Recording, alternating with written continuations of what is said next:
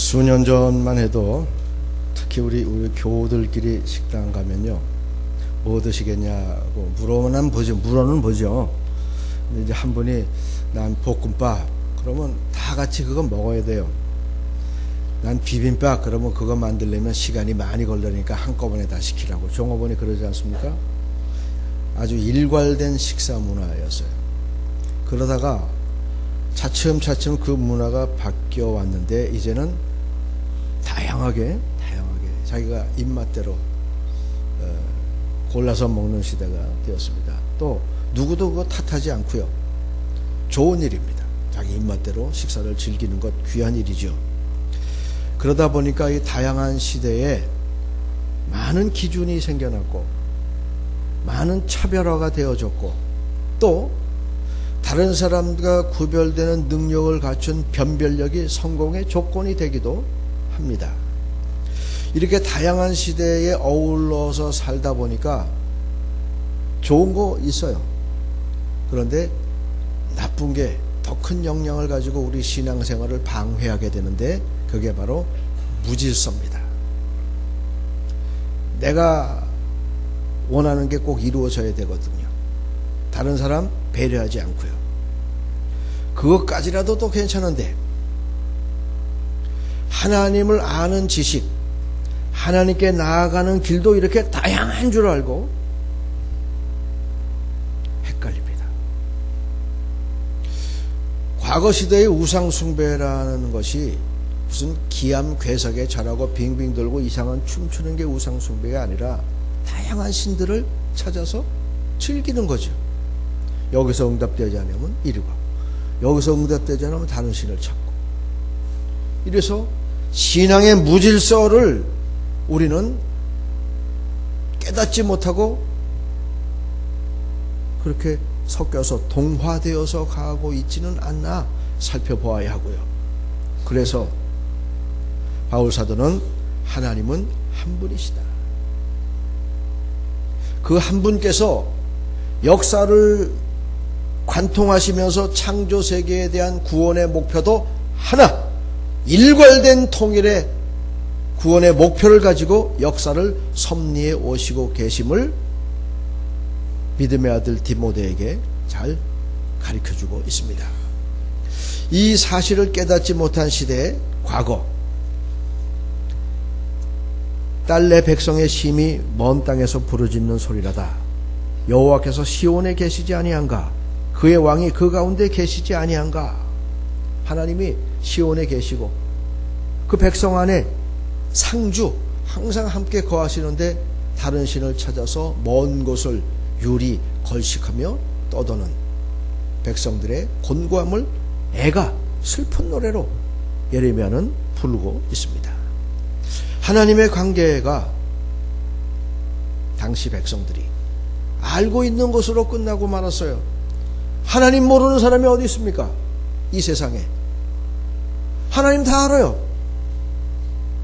하나님과 인격적인 관계, 지, 정, 의, 알고 있는 것과 감정과 의지가 다 합쳐진 인격적인 관계를 가지고 언약을 기억하며 그 말씀이 내 삶에 이루어지기를 바라는 약속의 기초에서 순종하는 삶, 말씀을 듣고 지켜 행하는 삶의 자리까지 하나님은 우리를 초대하십니다.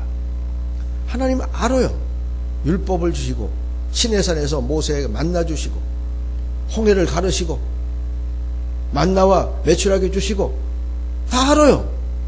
그 안 하나님이 내가 다 알고 있다라고 착각을 하며 하나님과의 인격적인 관계가 만들어지지 않아서 언약에 기초하지 않은 신앙으로 매일 그 삶이, 그 노래가, 그 타령이 그 나물의 그 밥입니다. 하나님께서는 먼 곳에 계시지 아니하고 시온에 계셔서 임마누엘, 항상 택하신 백성들과 함께 하시고 그 백성들 삶 가운데 간섭하시기를 원하시며 살아 역사하시는 하나님을 놓쳐버리고 먼 곳을 헤매다가 결국 우상에게, 이방의 헛된 것들에게 마음을 뺏겨서 곤고와 환난과 나라도 빼앗기고 포로 되어지고 볼품사나운 결과를 만들어 놓고 말았습니다. 즉 일마다 때마다 받아야 되는 구원의 기회를 상실하고 하나님의 백성이 아주 볼품없이 살아가는 모습을 보고 예레미야는 애가 슬픈 노래를 이렇게 부르고 있습니다. 하나님의 한 분이시라면, 그렇다면 중보자 예수는 누구신가? 하나님과 사람 사이에 중보하시는 예수님도 한 분이십니다. 그 하나님께서 예수님에게 원하시는 구속의 통일적인 방법은 창세기 3장 15절에서부터 여자의 후손이 너의 머리를 상하게 할 것이요 너는 그 발꿈치를 상하게 하리라. 예수님께서 값주고 대속하여 주신 대속의 은총으로 모든 사람들을 구원하시는 유일하신 중보자 예수이십니다.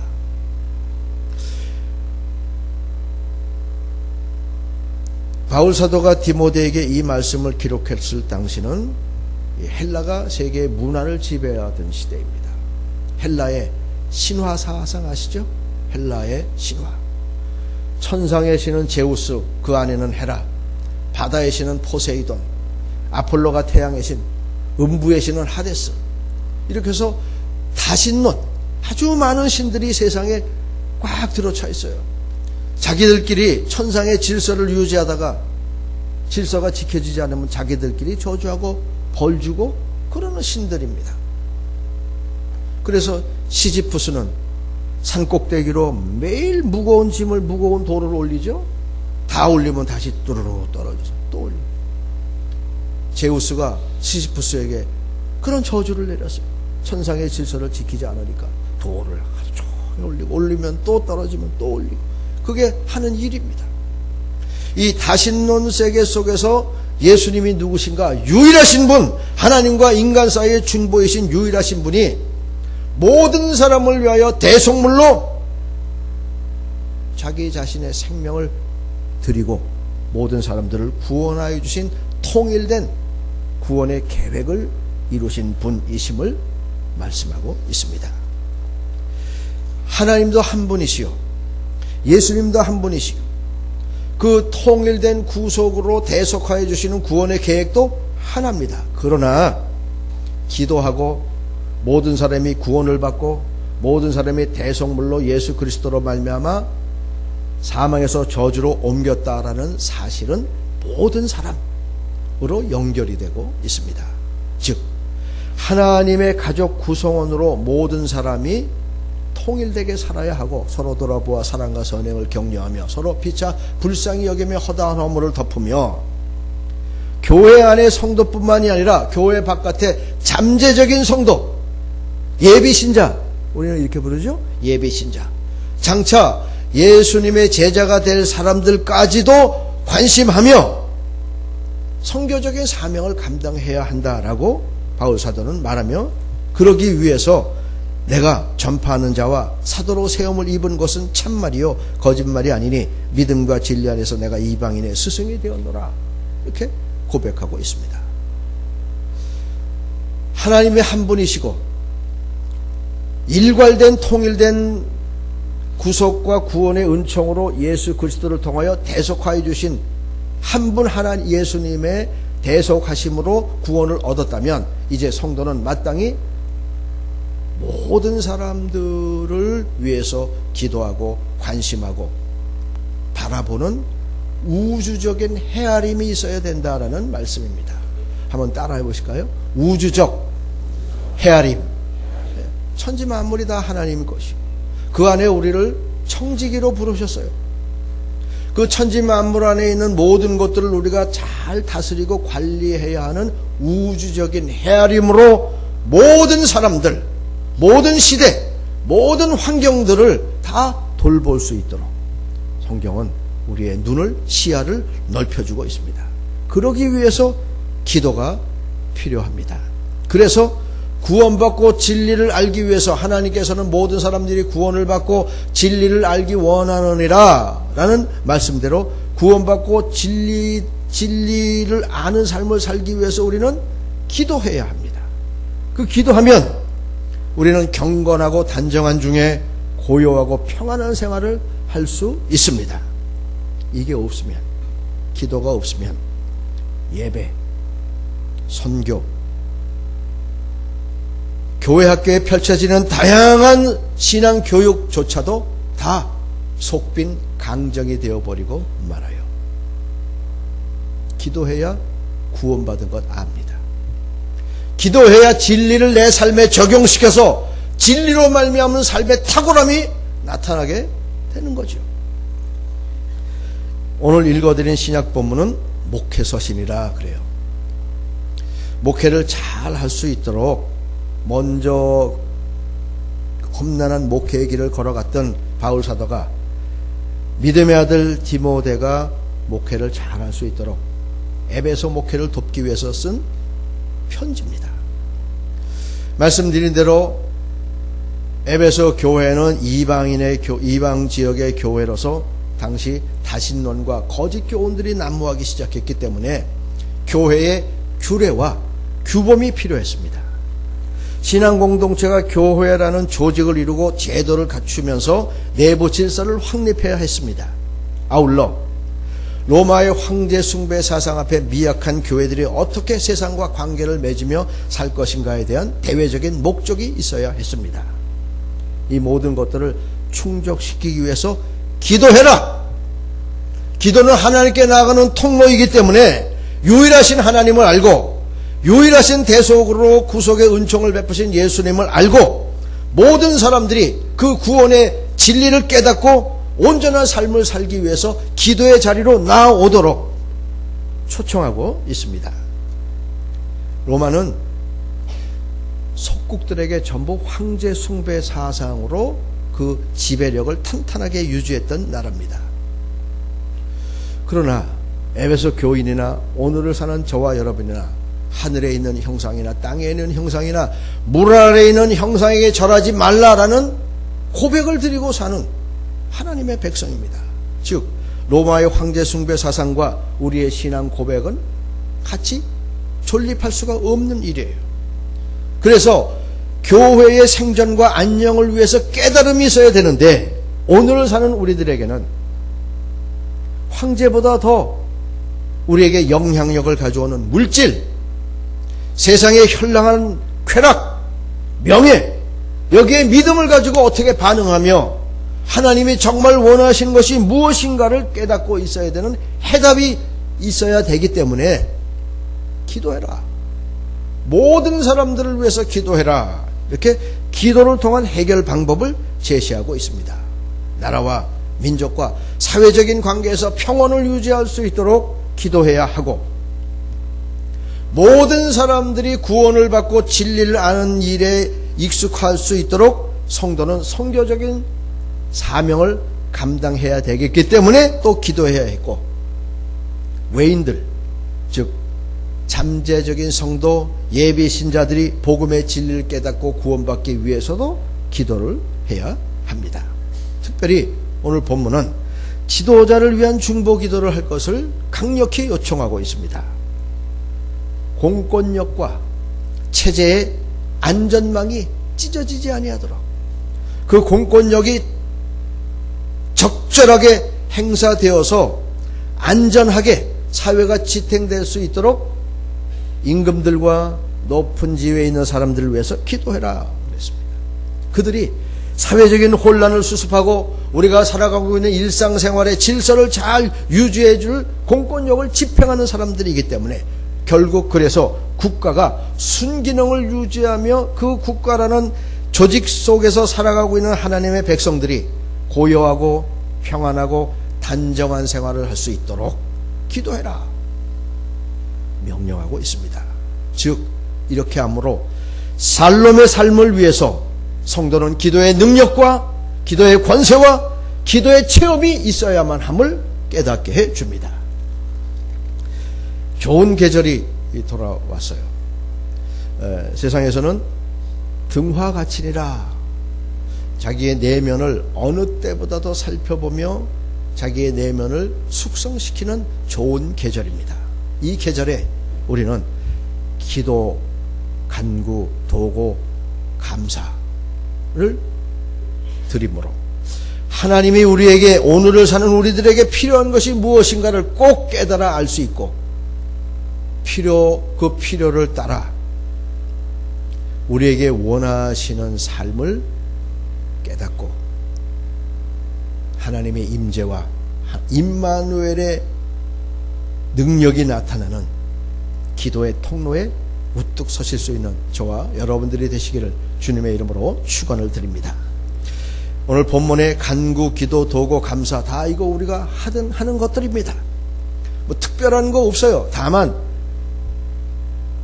구별하여 어떤 기도를 드려야 될 것인가라는 필요를 따라 설명을 해드릴 뿐이죠. 간구는 긴박한 상황 속에서 어떤 일을 이루고자 애써서 하나님께 탄원하는 것을 간구라 합니다. 기도는 주를 향한 경건한 아뢰매예요. 기도는 모년 모시에 무릎을 꿇고 단정한 모습으로 드리는 것만이 기도가 아닙니다. 길을 걷다가, 산천을 유람하다가, 어려운 사람들을 만나다가, 하나님, 하늘이 높고 아름다워요. 시냇물이 맑어요. 새가 아름답군요. 저 불쌍한 사람은 언제까지 내버려 두실 것이에요? 매 순간 분초마다 우리의 속사람의 느낌과 아뢰을 하나님께 드리는 것이 기도입니다. 도고는 접근, 사회적인 교제를 통해서 다른 사람의 유익을 강구하는, 즉 우리가 말하는 중보기도입니다. 감사는 과거에 우리에게 내려주신 은총을 기억하며 오늘 그 감사의 힘으로 기도의 자리에 머무르도록 하는 것, 우리가 다 하는 거죠. 간구, 기도, 도고, 감사. 이 기도를 뭉뚱그려서 153 생명 살리기 기도를 통해서 완수할 수 있는 저와 여러분들이 될 수 있기를 바랍니다. 오늘 우리 장로님 기도해 주신 대로 대지 구입, 선교, 하사민 잔치 모두 기도 없이는 이루어질 수 없는 일들입니다. 특별히 암울한 세상, 가물가물 빛이 어디 있는지 모르는 세상, 생명의 빛을 받은 우리가 암울한 세상에 빛을 나누어주는 무조건적인 봉사, 무조건적인 헌신을 통해서 살아 역사하시는 예수의 혼을 그들에게 심어주기 위한 이 하사민 잔치를 기억하시고 기도하셔서 하나님의 사랑받는 민족을 함께 만들어갈 수 있는 세력 있는 교회와 성도 여러분들이 되시기를 주님의 이름으로 축원을 드립니다. 이쯤에서 이제 우리의 심성을 한번 살펴볼 때가 되었습니다. 우리가 드리는 기도의 관심사는 무엇입니까? 우리가 일상적으로 늘 드리는 기도, 어떤 기도에 관심하셨어요? 내 아들, 내 자녀, 내 남편, 내 가정, 내 교회? 성경은 모든 사람을 위하여 기도하라 그랬어요. 모든 사람을 위해서. 하나님께서 원하시는 기도는 모든 사람들을 위해서 드리는 기도입니다. 모든 사람들이 구원받고 구원받은 진리를 자기 삶에 적용해서 구원과 진리를 알고 날마다 성숙하고 성장해서 탁월한 삶을 살아갈 수 있도록 어쩌면 우리는 개인과 가정과 교회라는 틀에 폭 박혀서 이 지경을 넘질 못하는 우리만의 성도들, 우리 교회 안의 성도들, 우리 가정 안에, 우리 심령 안에 좁아진 성도들은 아닌지 모르겠어요. 이 좋은 기도의 계절에 모든 사람을 위해서 우주적인 헤아림으로 신앙의 지평 위에 설 수 있는 성숙함과 담대함이 있으시기를 바랍니다. 하나님은 모든 사람의 하나님이에요. 예수님은 그 모든 사람들을 위해서 자신의 목숨을 대속물로 주신 하나님과 인간 사이의 중보로서 한 분 예수님이십니다. 이것을 깨닫고 하나님이 무엇을 원하시는가를 아는 성도는 우주적인 헤아림으로 그 지평이 넓어지게 되는데, 이를 위하여, 바울사도는 이를 위하여 내가 전파하는 자와 사도로 세움을 입게 되었다. 이 우주적인 헤아림의 자리로 성큼 걸어나가고 있는 모습을 보여주고 있습니다. 하나님이 원하시는 것을 알고 난 다음에 이 모든 일로 인하여 내가 사도와 증인으로 살게 되었다 라는 고백이라면, 사랑하는 교우 여러분, 하나님께서는 현재 여러분의 삶에 절대로 만족하지 않으십니다. 성도의 삶에 만족하지 않으십니다. 여러분들의 기도 생활에 만족하지 않으십니다. 더 넓은 자리로, 더 광활한 믿음의 영역으로 나아오도록 모든 사람, 우주적인 헤아림을 할 줄 아는 깨달음이 있는 사람으로 나아올 수 있도록 초대하고 있어요. 인류를 향한 무한 책임의 사랑, 모든 사람을 위하여 간구와 기도와 도구와 감사를 하라. 구원받고 진리를 그 삶에 적용하는 사람은 우주적인 헤아림으로 그 삶의 질이 탁월해집니다. 이 좋은 계절에 모든 사람들을 위해서 기도함으로 하나님이 원하시는 것이 무엇인가를 깨닫고 153 생명살리기도 완수하고, 대지구입도 완수하고, 하사민잔치도 완수하고, 그리고 모든 사람들을 위해서 수고하고 헌신하고 충성할 줄 아는 성숙한 우리 정신교회와 성도 여러분들이 되시기를 주님의 이름으로 축원을 드립니다. 기도하겠습니다. 하나님 아버지, 잡다한 세상 가운데 우리가 한 분 하나님이심을 놓치지 않게 하여 주시옵소서. 여러 가지 우리들에게 구원을 줄 것 같은 물질 문명의 극성 속에서 자기 자신을 대속물로 주신 예수 그리스도에게 구속의 은총을 잊지 말게 하여 주시옵소서.